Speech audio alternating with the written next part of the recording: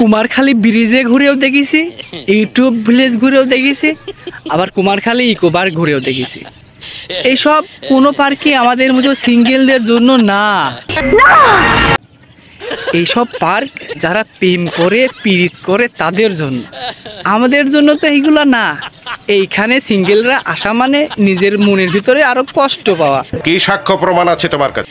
এই যে ডবল যারা তারা হাত ধরে ঘোরাঘুরি করতেছে, এইগুলো দেখলে ভাই চোখে অটোমেটিকলি পানি চলে আসে। আমি চশমা পরে আসি কি জন্য জানেন?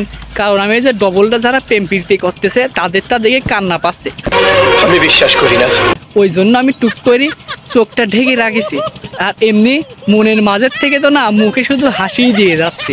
তাছাড়া আমার মনের কষ্ট কেউ কিন্তু বুঝবে না, সিঙ্গেলদের কষ্ট কেউই বোঝে না ভাই। আহা হা, ঠিক বলেছিস। আমাদের কেন গার্লফ্রেন্ড জোটে না এইটা আমরা আজ পর্যন্তও জানি না। এক্সকিউজ মি স্যার, আমি স্যার উত্তরটা জানি, বলবো স্যার? না না ভাই, আপনি জানেন কিন্তু বলার দরকার নাই, কারণ আপনি যদি বলেন তাহলে চাকরি থাকবে না। যদি গার্লফ্রেন্ড থাকতো তাহলে এইসব পার্কে এসে আনন্দ পেতাম, যদি বউ থাকতো তাও আনন্দ পেতাম। কি একটা পোড়া কপাল ভাই, গার্লফ্রেন্ডও নাই বউ নাই, মনে হচ্ছে টুকুস করে হালকা করে মরে যায়। এই ছাগলের ছাগল চলে আসে যা।